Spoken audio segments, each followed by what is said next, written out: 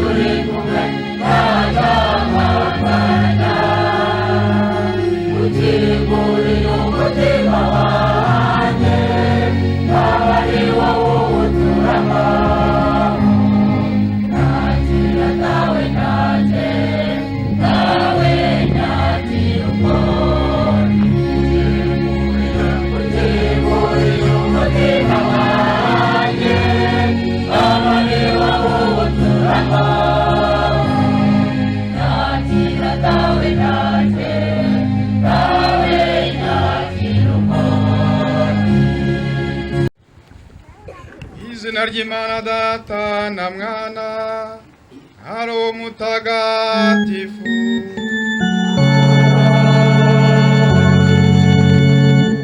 Nema y'Umwami wacu Yesu Kristo, urukundo rw'Imana Data, ubusabane kuri Roho Mutagatifu bihane na hamwe.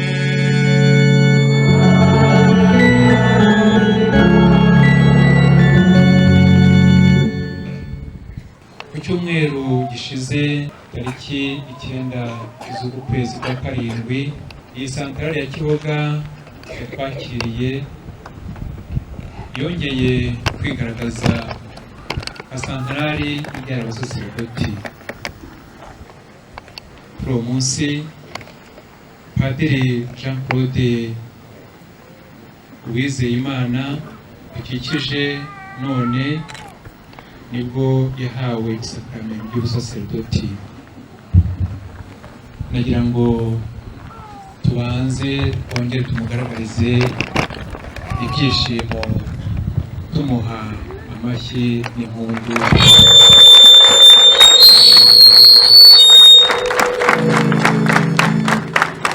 Iyi misa agiye kutuyoborera ni misa y'umuganura, kuvuga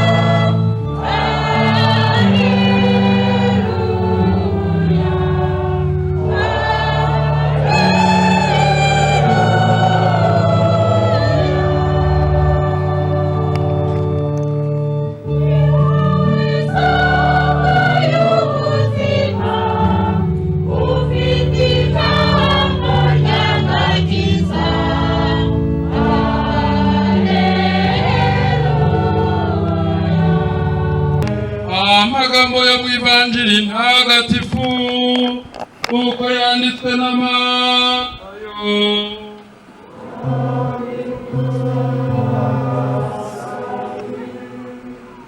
Inyuma yaho umusaserdoti mushasha amaze kwatirwa n'iryo banga rikomeye, afite uburenganzira bwo gusaba uwundi musaserdoti kugira ngo ku munsi nk'uyu w'igitambo cya misa, imisa ya mbere, bafatikanye amufashe kuzirikana ijambo ry'Imana. Rero Padiri Jean Claude yarasabye Padiri Jean Paul ari imbere yanyu ngo icyo gikorwa agikore. Mukamuzi ko Padiri Jean Claude ataraba padiri yabaye i Burundi, n'uwo Padiri Jean Paul akaba ava i Burundi. Nibaza yuko ururimi yari gukoresha ngaha wari gusanga ari Kinyarwanda kivanze n'Ikirundi.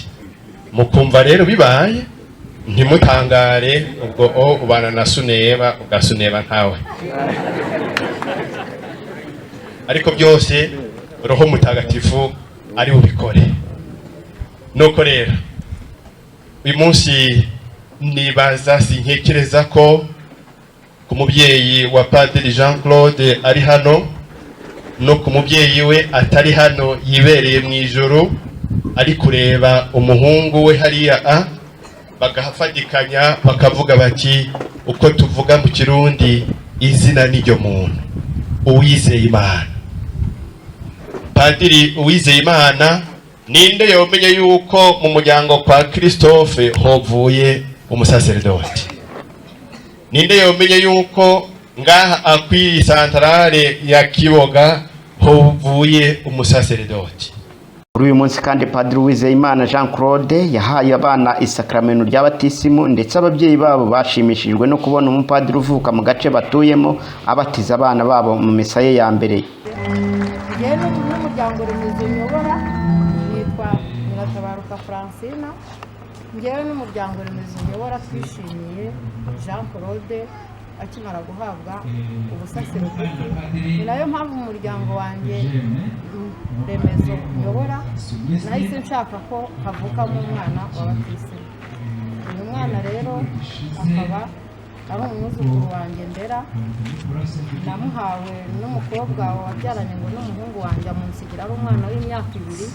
Umwana ndamurera rero kubera ko nanjye nkunda gusenga kandi nkaba nkunda Jean Claude, nahisemo ko ariwe wamwumbatira. Ibirori na misa byitabiriwe n'umubare munini w'abakristu, abapadiri, ababyeyi, umuryango, inshuti n'abavandimwe ndetse n'abayobozi b'inzego za leta.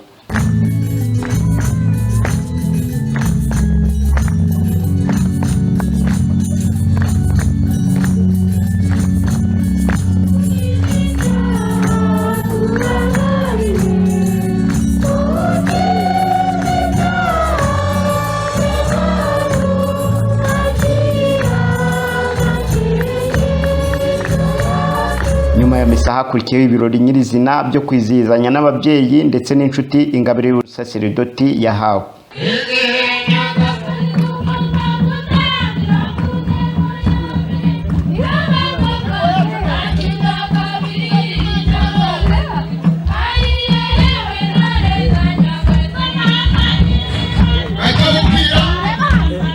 Ibirori byo kwizihiza umunsi w'umuganura wa Padiri Jean Claude ni ibirori byitabiriye ku rwego rwo hejuru. Uretse misa ndetse na nyuma yayo abantu bakomeje kuhaguma kuko bari bategerezanyije ubwuzu ndetse n'ibyishimo igikorwa kigiye gukurikiraho nyuma ya misa. Padiri Jean Claude rero amaze gusoma misa ya mbere yaganiriye n'abakristu, barifotozanya, nyuma bagaruka aho ibirori byari byabereye hamaze gutunganywa.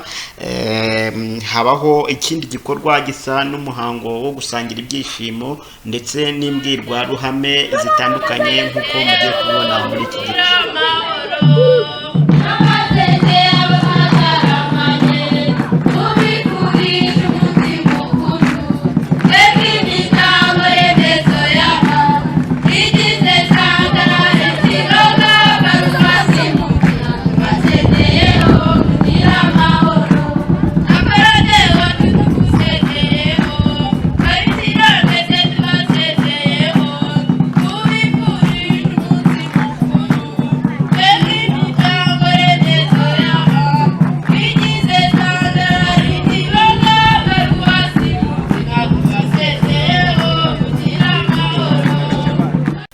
wakumva indirimbo ivuga ati Paruwasi ya Mugina tubasezeyeho, ntabwo bari basezeye, wenda nuko amashusho yaratondetse uko bitakurikiranye, ariko muri uyu muhango habayeho ibyishimo bitandukanye, ababyeyi batanga impano zitandukanye, abapadiri bagenzi be bamwifuriza ibyiza, ishihirwe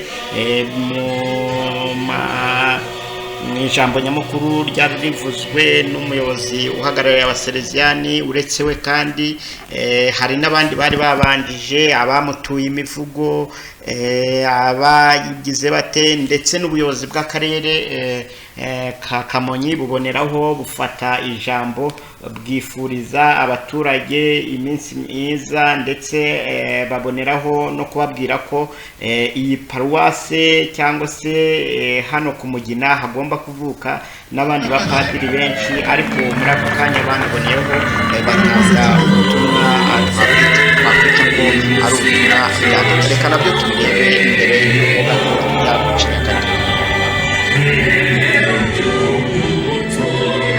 Imana ziracyaza. Urabona ko mu muryango we bamwishimiye cyane rwose. Wa muyobozi uhagarariye abaseriviyani wahoze avuga ngo n'agasigaye bakohereze, ndabona rwose babyemeye. Iki ni ikigaragaza ko abasigaye bose nabo baraza kuza bagahabwa ingabire n'agatifu. Tangira unyibwira, hanyuma umbwire uko wakiriye ibi birori by'umuhungu wawe. Ibirori byakiriye neza cyane mu byishimo, kubera ko uyu munsi ubwo twareye Kimihurura bashimaga Imana, twakomeje kuvuga Imana ko yaje kuduha n'umuganura we. Ibyishimo rero kuri twebwe n'umuryango mugari, kubera ko umwana wacu yageze yariye yafashijwemo n'Imana. Imana yamurambuye ariko natwe Imana, shimira Imana kubera ingabire ikomeye, ingabire y'ubusaseredoti yampaye. Ndashimira Imana kandi mfatanyije namwe mwese muri hano, cyane cyane mfatanyije na Padiri mukuru, nawe nshimira, mushimira kubera ukuntu yitanze kugira ngo uyu munsi ugende neza. Abari hano murabizi yuko hari iminsi yamaze wagira ngo aba hano niho Paruwasi yimukiye, ataryama adasinzira, yirwa aza hano akarara aza hano kugira ngo uyu munsi ugende neza.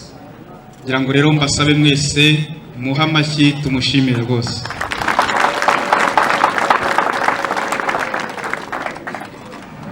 Ndashimira kandi ababyeyi banyibarutse ndetse bakamfasha mu burere, bakantoza uburere, gukunda Imana ndetse n'abantu.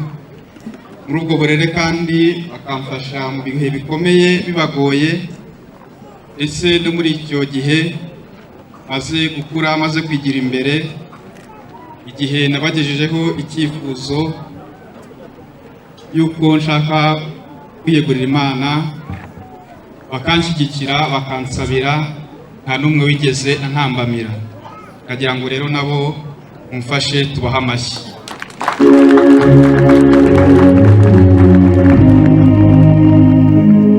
Ndashimira kandi abarimu, abarezi banyigishije kuri iri shuri ahangaha. Arabo nabonye bari hano ndetse n'abandi batari hano, ariko rero kubera nabo ko bagize uruhare rukomeye cyane mu buzima bwanjye no kugera kuri uyu munsi, kagira ngo nabo bose tubaha amashyi menshi.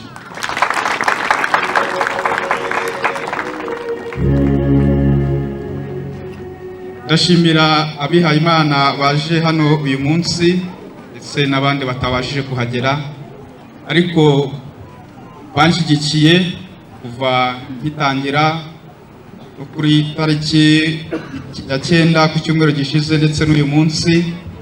nabo mubaha amashyi mubashimire.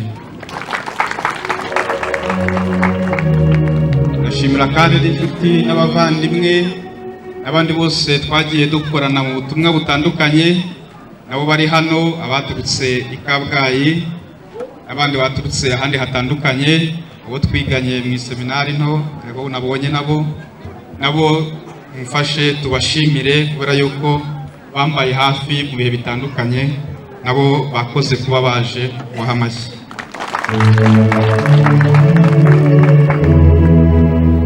Ndagira ngo kandi mumfashe dushimire by'umwihariko abayobozi b'i Centrale, umuyobozi w'inama nkuru ya Paruwasi igihe ntangira mu seminari ntoya ndetse n'igihe ngiye kwinjira mu muryango w'abasalesiane, we wari umuyobozi wa Centrale. Ubu ngubu rero n'umuyobozi w'inama nkuru ya Paruwasi. Umuyobozi wa Centrale ubu ngubu icyo gihe yari umukatejiste wacu igihe twigira amasakaramentu, nawe rero nabo bandi bose bafatanyije icyo gihe, mumfashe tubashimire kubera yuko baradufashe mu buzima bwacu.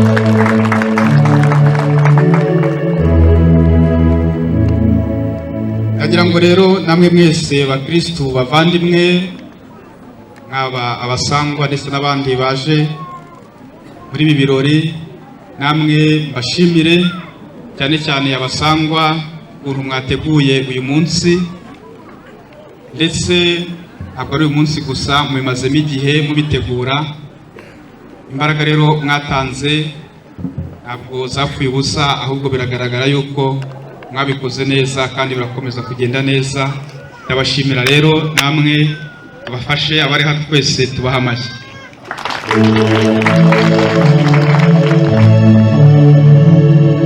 Ntabwo rero ndibuze kubatindira. Padiri Jean Claude wigishije yavuze amagambo akomeye cyane.